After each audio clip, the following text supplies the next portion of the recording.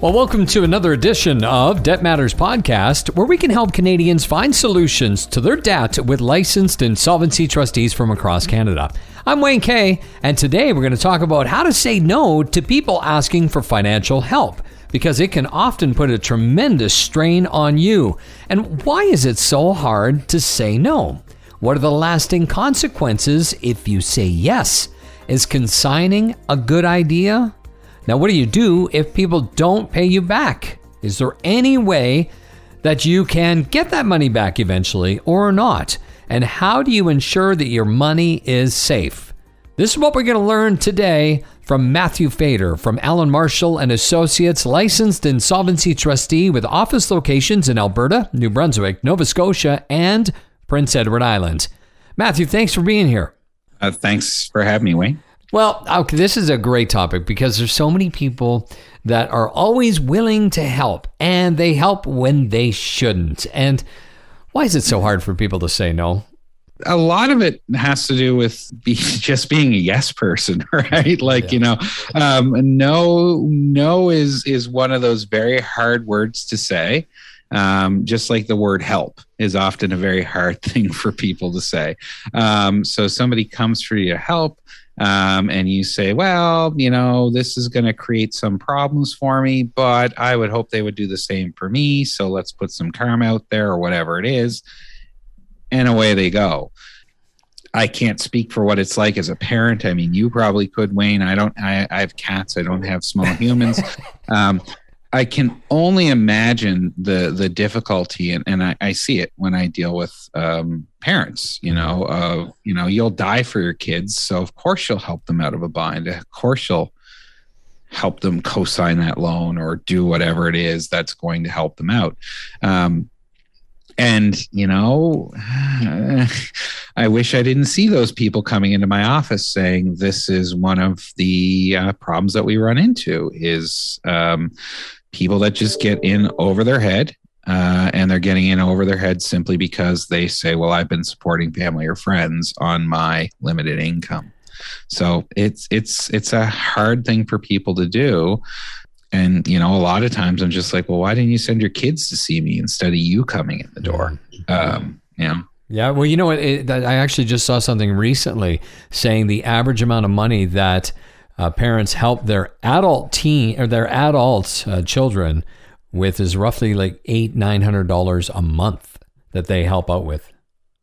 Yeah, I could see that. I mean, like when we're talking about in the last podcast, right? Like, for parents with children, like my parents are boomers, right? So I don't know how old you are, Wayne, because you always have your camera off. So I don't even know what you look like, but that's okay. But I mean, like, my parents have a real hard time comprehending what life is like now for people like me or for people who would be like my kids. They went out, they bought their first house. It was the equivalent of like a year and a half of the value of their salary. Like it's like, oh, I paid $17,000 for my first house and I made $900 a month. And I'm like, okay, that logic doesn't add up now with house prices. Like, kids are really like, well, how do I afford home ownership? They can't. And so they have to rent. I don't know what rent's like where you're at, but around here, there's housing crisis. The rent's through the roof. And then you couple that off with issues with employment, people trying to work what's called a living wage, and having 3 or 4 roommates just to be able to afford rent. So it's not really a surprise. Sometimes it's not through the kids just being kids. It's the fact of saying life is expensive. Mm-hmm. And the parents are sitting there and they say, well, we have access to cash and assets and our kid's struggling, so let's help them out. I mean, there's nothing wrong with that. That's what a parent's supposed to do. You love your kids. You'll do anything for them. Right. But when things go sideways and you see that, what is that lasting consequence of when things go sideways? Well, that's exactly it, right? It's because if it's not the kids that are the ones that are in my office, it's their parents. And why is that? Like, so the kids get into financial trouble, they go to the parents then put themselves in financial trouble. 100%. Really? Oh yeah, I got the line of credit. So sure, I'll I'll make your student loan payments for you for while you're unemployed or while, or I'll bail you out of this. You made a dumb decision here, growing up, it's part of life. And it is, right. And I'm not saying it to slag on parents or to slag on kids. We all make mistakes, but I've seen it time and time and time again where the first time you ask for help is difficult. You swallow your pride. You got to say, "Oh, I messed up," but it always tends to get a little bit easier and easier the more that you do it. And that's where I see the real problem that comes in with personal lending, especially in the inability to say no, is the fact that it just gets easier and easier for them to keep asking. And then you just feel worse and worse and worse for saying, I can't say no to my kid. And it's a tricky spot. I don't envy anyone in that position. As I said, I'm not a parent. Someday, maybe, I don't know. And I would have the same problems because I'm sure that kid would have me wrapped around their finger too.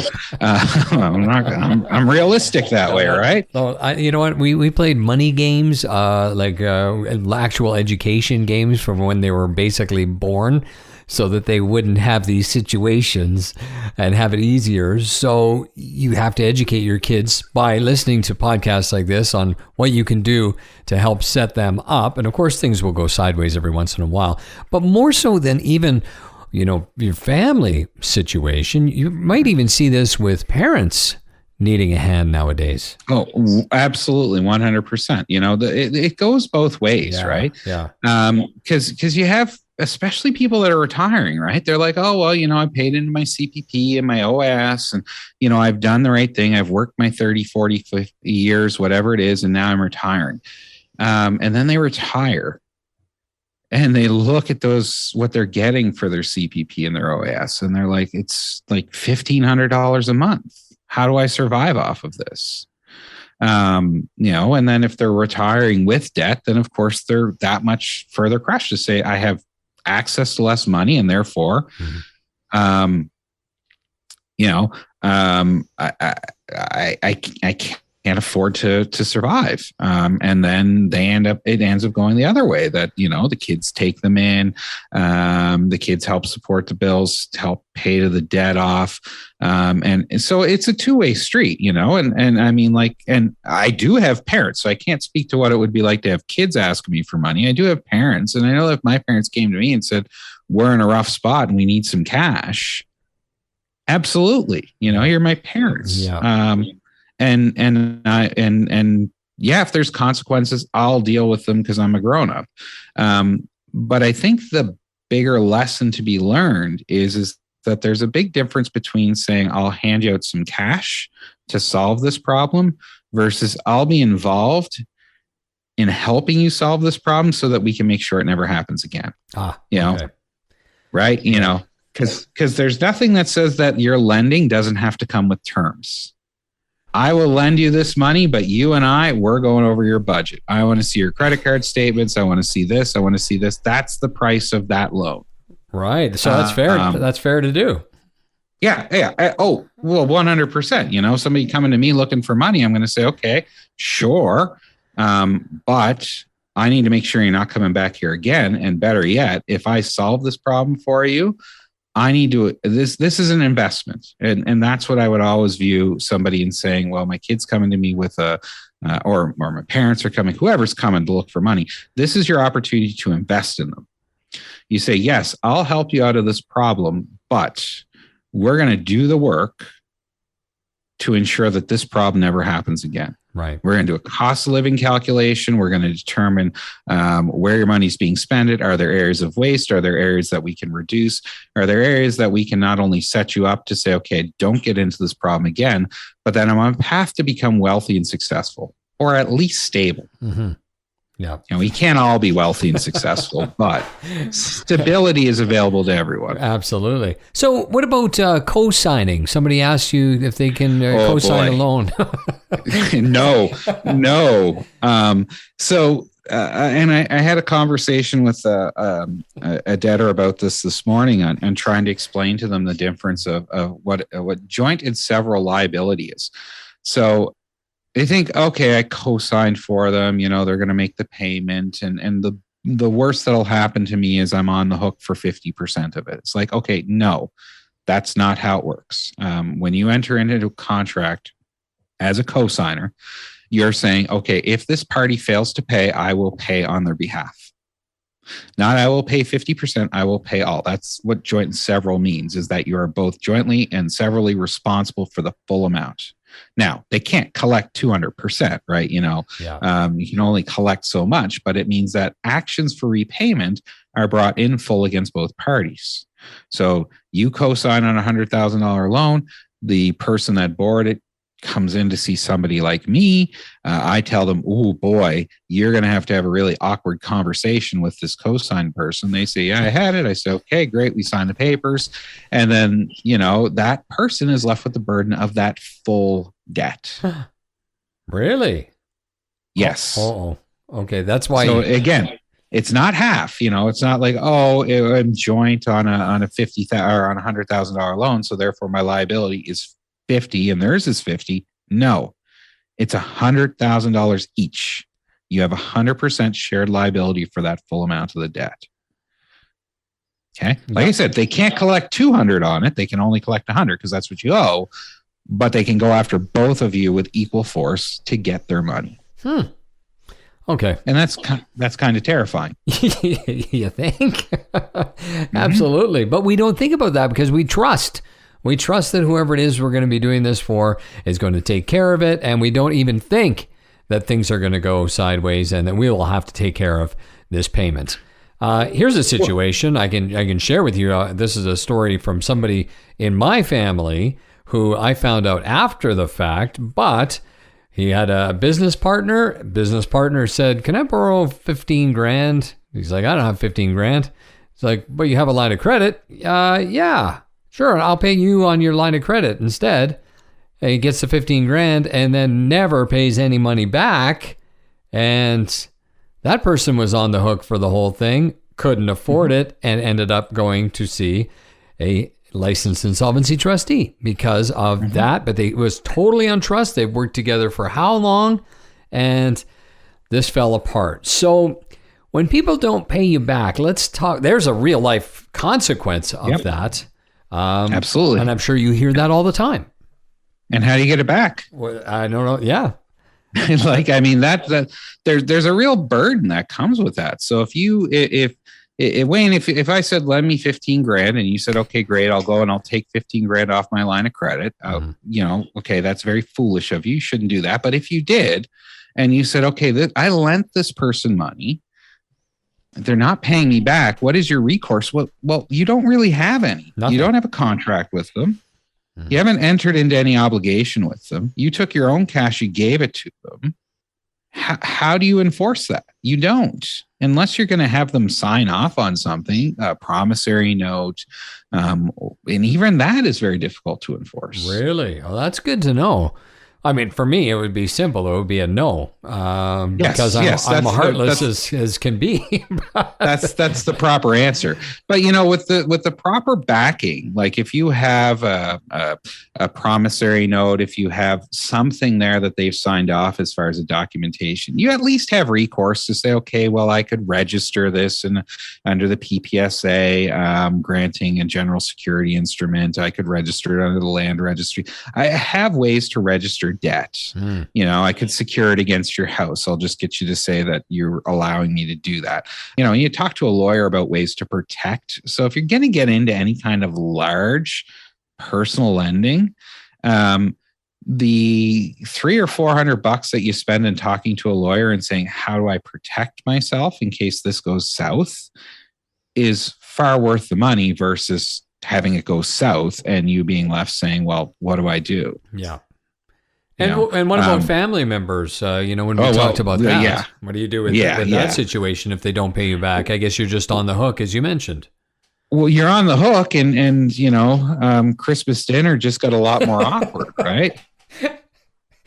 So, Yeah, because that's it, right? I mean, like, grandmom comes in and she's just said, "Why are you here?" Well, I co-signed for my grandson's vehicle. Yeah. And I'm like, "Oh, and he didn't pay it?" No, he didn't pay it. So they came and took it back, and then they're going after her for 30 or 40 grand. She's like, "What do I do?" And I'm like, "Well, you can sue him." Mm-hmm. She's like, "Well, I don't want to sue my grandson." I'm like, "Well, yeah, I know." So what do you do? We're going to have a conversation about what you do. But, and that's the thing, right? I mean, people help out of kindness. They help because they say it's the right thing to do. And I'm not saying it's not the right thing to do, but there has to be that follow-up. There has to be that commitment from the person that you say, if I'm going to do this for you, you need to do this for me. And it's not just you're going to pay me back $200 a month or whatever it is until the loan's repaid. It's you becoming active in their financial education. Yes. It's you being that active participant. So you can say, okay, these are the areas that you're going wrong. Like I said, that is an investment. That's not only an investment in you getting your money back, but it's an investment ensuring that they don't come after you for more money, saying, lend me more because you gave me this money and I just put it on here and I didn't adjust my behavior. So I'm back again. You really want to take that time to go over budget with them, go over cost of living, help them in viewing what is their debt service, like what is it cost for you to service your debt in relation to your income. Are there better ways for you to do this? Or say, go talk to a trustee. I've had parents say, okay, I'll lend you money, but step one, you got to call this guy. Oh. Well, I'm not calling them for you. You need to call them. They put that on a condition of the loan. So then and they call me up and they say, yeah, I'm sending my nephew or whatever it is to see you, scare the crap out of them. I'm like, okay, great. That's what I do. Right. That's not really what I do, no, but and then I sit down with them and I say, okay, what's your debt? What's your income? What's this? What's this? What's this? And we run through those steps. And I say, okay, for you to do this, and they're going to do, if you're going to have somebody come and bail you out here, you have to look at these other factors to make sure that this behavior does not repeat. Wow. So be involved. Make that a condition of. It's not just you'll pay me back. It's I need to be involved. If they say they don't want you involved, then they're going to go to somebody else and your problem solved. Right. Oh, that's a good point. What's your advice here on keeping our money safe? Well, I mean, that's a pretty big statement as far, it's keep your money yours, keep it in a place where it's not going to go and vanish on you. But it's really just trying to be knowledgeable and aware of what your spending is. And the jeopardy is the fact that people often think in terms of short rather than long term. They don't see the lengthy consequence to some of these actions. So I'm almost sort of at a loss right now. What else I can say about keeping your money safe other than, try very hard not to just give it away. You worked hard for it. You should be able to spend it on you. I think that's it. Yeah. I think that's really it. I think people need to know it's okay that you don't solve every, immediate family member's problems, that there are other options for them. Oh, Wayne, you don't know how true that is, right? Sometimes being extra helpful can actually be extra hurtful. You have the best intentions. You love these people. You want to help them out as much as you possibly can. But it's either enabling, it doesn't help them to learn their lesson. There's all kinds of unforeseen consequences that can pop out. And, and then you're left picking up the pieces. Right. You got into it with the best of intentions to help somebody and it went south and now you're left dealing with it. Yeah. I think that's a perfect place to end today's podcast. Matthew, always a pleasure. And I thank you very much for your time. Oh, it's my pleasure, Wayne. Anytime. Well, my guest today, Matthew Fader from Allan Marshall and Associates. You can learn more or set up a free consultation with Allan Marshall and Associates through their website at wecanhelp.com. wecanhelp.ca. wecanhelp.ca. And that's it for today's Debt Matters podcast. Now make sure you subscribe wherever you get your favorite podcast from. And of course, for more information, you can always check out debtmatters.ca. Thanks for listening.